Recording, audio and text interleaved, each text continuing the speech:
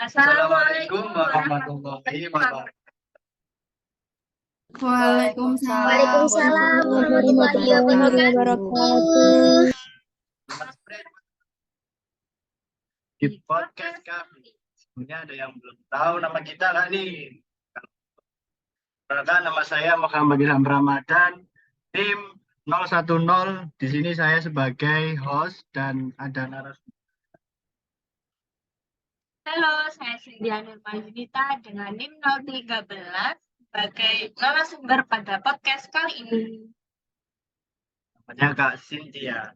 Gimana Kak hari ini kabarnya? Alhamdulillah baik. Kalau nggak baik ya nggak ada di sini dong. Ya nggak teman-teman? Ya, baik. Tadi jalanan di rumah sampai sini gimana Kak? Macet apa? Seperti biasa ya, saya kan orang Sidoarjo. Jadi perjalanannya ya macet. Apalagi ada di lokasinya di Aloha. Di Waru itu ada di flyover, di Cito, Taman Pelangi itu. Apalagi Wiyung ya, sekarang menjadi wisata Wiyung Watu-Watu. Jalannya kayak gimana? Berbatu-batu ya. Batu-batu. Iya.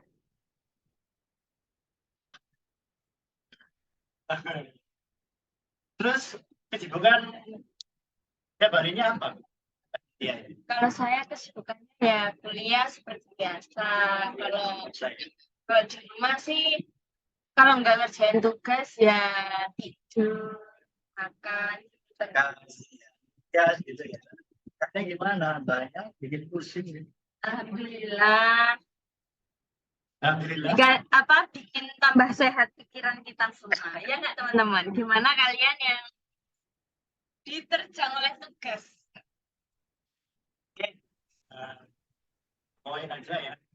Langsung saja kita masuk pada materi podcast kami, yaitu tentang model sequence. Nah, apa sih Kak Cynthia yang dimaksud dari model sequence ini dalam pelajaran terpadu?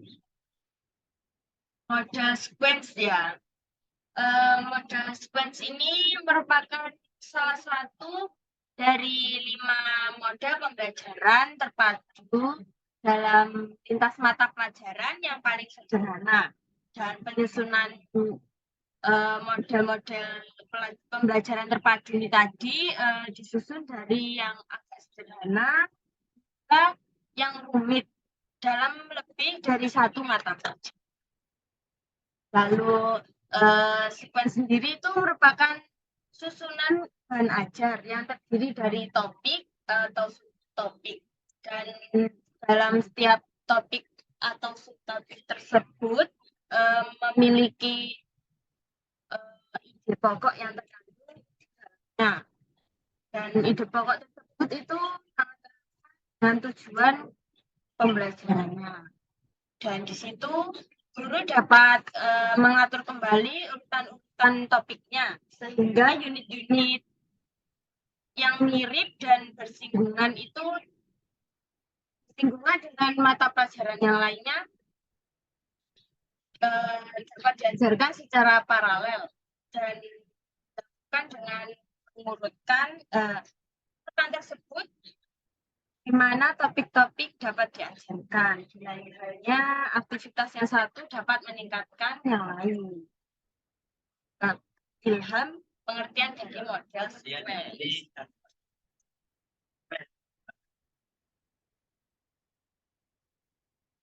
Baik, itu bagaimana dengan proses pembelajaran yang dilakukan di sekolah yang menggunakan model sequence ini, Kak Cynthia? Model sequence ini prosesnya dapat dilakukan oleh pendidik. Dilakukannya sebelum pembelajaran dimulai. Guru guru satu dengan guru yang lainnya itu bisa berkolaborasi untuk merancang bahan ajar dengan menyamakan isi kurikulum yang berbeda. Dan begitu bisa membuat pemahaman yang lebih baik lagi bagi siswa yang belajar dari keduanya. Jadi pada model sequence ini, kedua disiplin tersebut tetap murni dan memiliki penekanan khusus, yaitu tetap pada domain pada domain bidang studi, dan siswa tersebut mendapat keuntungan dari isi yang terkait. Prosesnya. Lalu yang ketiga, dengan proses pembelajaran, apa sih ciri-ciri model sequence di dalam pembelajaran sepatu ini? Ciri-ciri ya, pada model pembelajaran kan tentunya memiliki ciri-ciri tersendiri ya. Model sequence ini sendiri memiliki ciri-ciri dalam pelaksanaannya pada pembelajaran. Ciri-cirinya seperti pembelajarannya dapat berpusat pada siswa tersebut. Yang kedua, dapat menyajikan konsep dari berbagai mata pelajaran dalam suatu proses pembelajaran. Dan yang ketiga, guru mata pelajarannya dapat melakukan kerjasama dengan partner untuk mengurutkan isi konsep yang sama pada mata pelajaran yang berbeda. Jadi gurunya itu bisa berkolaborasi antara dengan guru yang lain. Untuk dan ciri-cirinya itu tadi ada decline. Iya. Kolaborasi tersebut digunakan untuk mengurutkan topik pelajaran yang berbeda, itu nanti disamakan pada kurikulum yang berbeda juga. Kurikulum berbeda gitu ya. Iya. Baik, nah dalam model sequence ini apa sih kelebihan dan maupun kekurangan pada saat pelaksanaan model ini dilakukan? Cindy. Model sequence ini memiliki kelebihan maupun kekurangan pada saat penerapannya ya. Dan pasti model-model lainnya pun juga memiliki kelebihan dan kekurangannya. Nah, kelebihan dari model sequence ini bisa dilihat dari sudut pandang guru dan siswa. Yang akan saya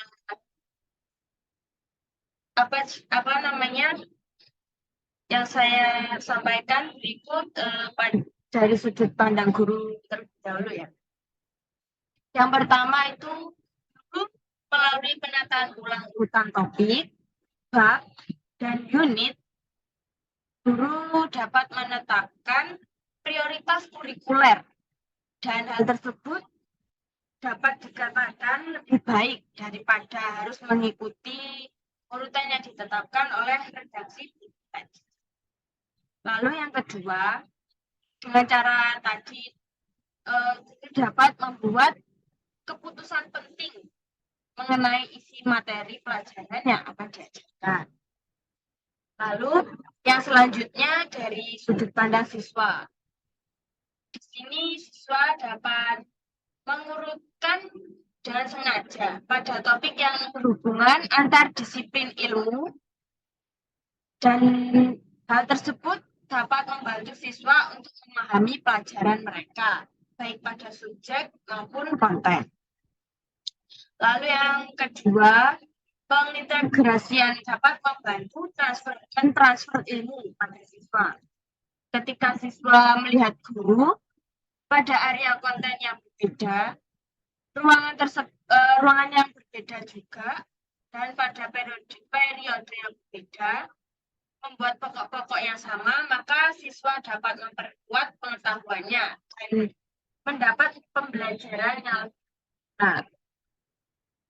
Itu tadi kelebihan pada model sequence yang dapat dilihat dari sudut pandang siswa. Kelebihannya dari model sequence yang tadi. Ya, kurangnya. Nah, selain kelebihan tadi, ada kekurangan juga. Dan kekurangan pada model pembelajaran ini yaitu harus memerlukan kompromi, yaitu untuk membentuk model ya. Jadi guru diharuskan untuk berkompromi. Padahal padahal di SD kan umumnya mengajar pada satu kelas yang menetap, dan itu pun sudah hampir mencakup semua mata pelajaran yang diajarkan. Ya. Jadi kekurangannya itu tadi kedua guru tersebut harus berkolaborasi. Namun gurunya kan sudah mengajarkan hampir semua mata pelajaran. Semua mata pelajaran. Ya. Lalu yang kedua, guru harus mengalah pada otonomi dalam membuat urutan kurikulum, karena guru tersebut harus bermitra dengan yang lain. Artinya, guru tidak boleh menang sendiri atau mementingkan diri sendiri, namun guru harus banyak mengalah, karena dalam penggunaan model ini diperlukan keterlibatan dua guru tersebut. Begitu Kak ya. Itu ya. Untuk kekurangan dan kelebihan yang ada pada model sequence ini. Biasanya. Ya. Jadi cukup ya dari pemaparan materi kali ini. Baik yang selanjutnya, ada nggak sih teman-teman yang ingin ditanyakan mengenai materi model sequence ini lebih lanjut, atau mungkin teman-teman yang kurang paham tadi bisa bertanya nih. Silahkan teman-teman yang ingin bertanya. Baik teman-teman yang bertanya, karena yang paparkan tadi, boleh angkat tangan.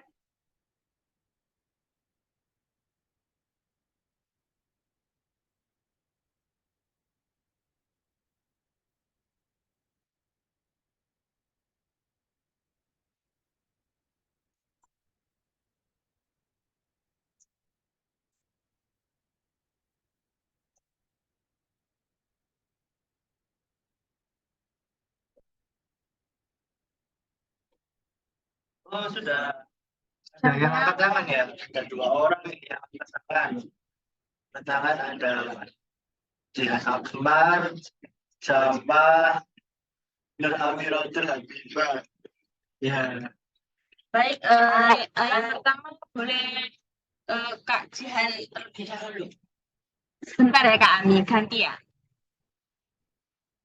Baik, terima kasih atas kesempatannya. Saya ingin bertanya, mengapa model pembelajaran... Siapa namanya? Namanya siapa dulu Kak? Perkenalan dulu. Ya, kenalan dulu Kak. Iya, mohon maaf. Teman-teman ini. Baik, iya. Oke. Enggak katanya ya. Kenapa? Iya, oke. Baik, perkenalkan nama saya Jihan Zatil Akmar, biasa dipanggil Jihan, NIM 024.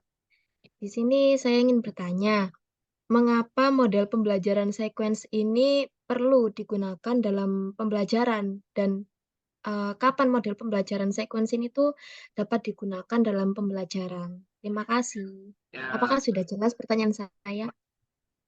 Nah, sudah, terima kasih. terima Iya, kasih sama-sama. Jihan.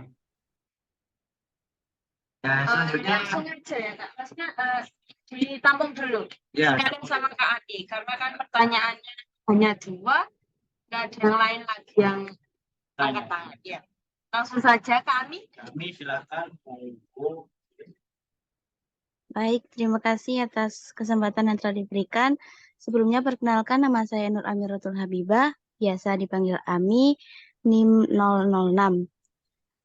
Jadi pertanyaan dari saya kan, tadi disebutkan ada beberapa kelebihan dan kelemahan dari model sequence ya. Ya. Nah, dari beberapa kelemahan model sequence tadi, upaya apa yang dapat dilakukan oleh pendidik untuk meminimalisir kelemahan tersebut? Baik, Terima baik. kasih. Jadi upaya yang dilakukan untuk kelemahan tadi ya Kak ya? Iya Kak, seperti itu. Baik, terima kasih. Pertanyaannya sangat bagus-bagus sekali. Baik, pertama saya akan menjawab dari pertanyaannya Kak Jihan.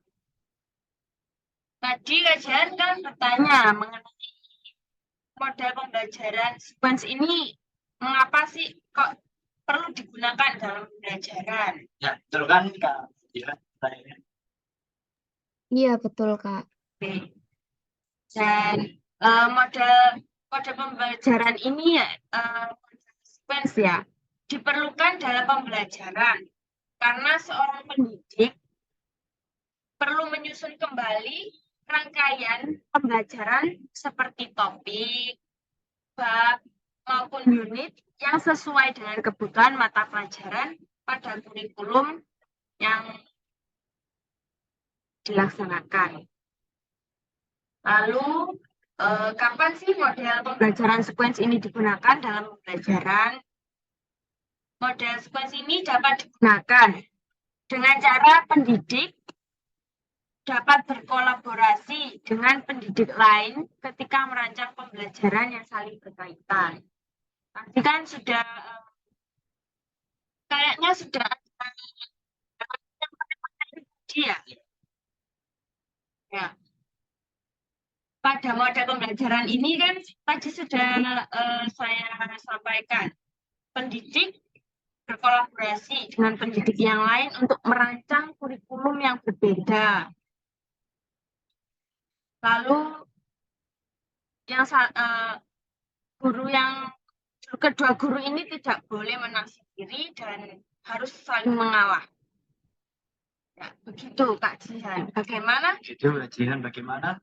Apakah Sudah pertanyaan dipahami ya? saya sudah menjawab pertanyaan? Iya, sudah, Kak. Terima kasih. Sangat Ya. dimengerti penjelasannya. Oke, terima kasih. Berikan.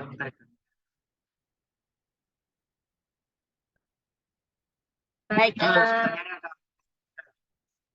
untuk pertanyaan Kak Ami tadi, kelemahan model sequence ini, upaya apa sih yang dapat dilakukan oleh pendidik untuk meminimalisir kelemahan yang terkendala? Baik, untuk kelemahan model pembelajaran ini kan sudah dipaparkan ya tadi pada saat penyampaian materi. Nah, pada model pembelajaran ini kan perlu kolaborasi antara dua guru dalam rancangan rangkaian pembelajaran pada topik mata pelajaran yang saling berkaitan. Namun sepertinya pada jenjang SD ini masih memungkinkan kerja sendiri. Karena kan guru yang mengajar di SD pada kelas-kelas hanya satu dan tentu saja guru tersebut sudah mengajarkan hampir semua itu sudah mencakup mata pelajaran yang ada ya Kak. Jadi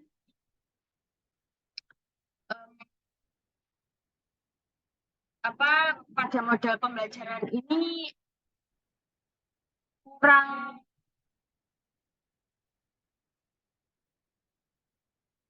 penggunaan model sequence ini pada pembelajaran kurang efisien jika digunakan. Jadi pada sekolah pada SD ini masih jarang digunakan untuk model sequence ini. Bagaimana Kak Ami? Apakah sudah menjawab pertanyaan dari Kak Ami? Sama ada yang Sudah, Kak. Terima kasih. dipahami ya.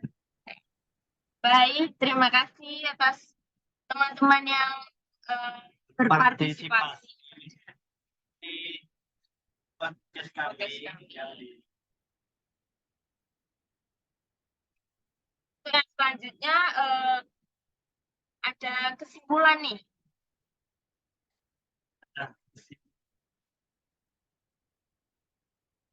Nah, kesimpulan dari ini kan suatu pembelajaran yang dikaitkan antara satu mata pelajaran dengan topik maupun subtopik antara kedua mata pelajaran tersebut.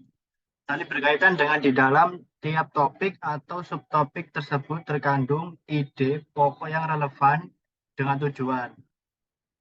Kemudian pada kelebihan juga kekurangannya tadi membuat model ini masih jarang dan bisa dikaitkan tidak relevan pada jenjang SD. Karena pendidik yang harus berkolaborasi dengan pendidik lain untuk merancang suatu pembelajaran yang saling berkaitan. Nah, itu kesimpulan dari model sequence ini, teman-teman. Jadi pembelajaran di SD ini model sequence kurang untuk digunakan karena tadi ya guru harus berkolaborasi antara guru lainnya. Tapi pada jenjang SD kan pada umumnya guru sudah mengajar pada satu kelas yang menetap dan itu sudah mencakup hampir semua mata pelajaran yang ada. Ekstra gitu ya, Kak, ya.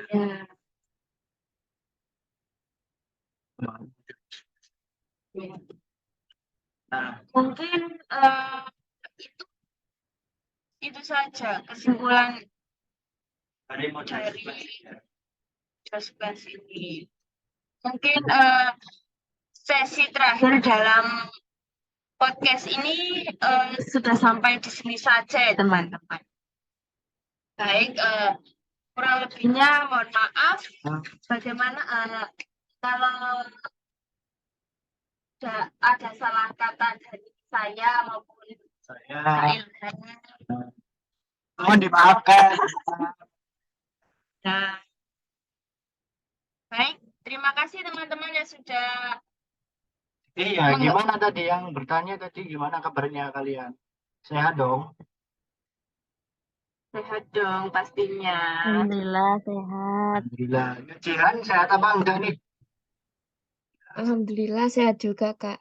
Meriang. Kakak hostnya gimana nih kabarnya kakak Kayaknya host? gitu ya Kak Jihan. Kayak suaranya Kak Jihan ini kayak ada serak-serak gimana gitu ya? Apa sedang batuk atau gimana ini? Sakit, Kak, tenggorokan soalnya. Mohon maaf. Katanya. Cepat sembuh ya Kak. Minum obat atau nanti minta sama pacarnya? Ya dong, minta ngecekin atau antar sama pacarnya ya. Ya baik, segitu podcast kami di sore ini ya teman-teman. Terima kasih untuk teman-teman yang sudah bergabung pada podcast kami kali ini. Terima kasih. Wassalamualaikum warahmatullahi wabarakatuh. Selamat Waalaikumsalam warahmatullahi wabarakatuh. Warahmatullahi wabarakatuh. Terima kasih Kak Jihan, Kak Cynthia. Terima kasih Kak Ami, Kak Ilham, Kak Cynthia. Oke. Bye-bye.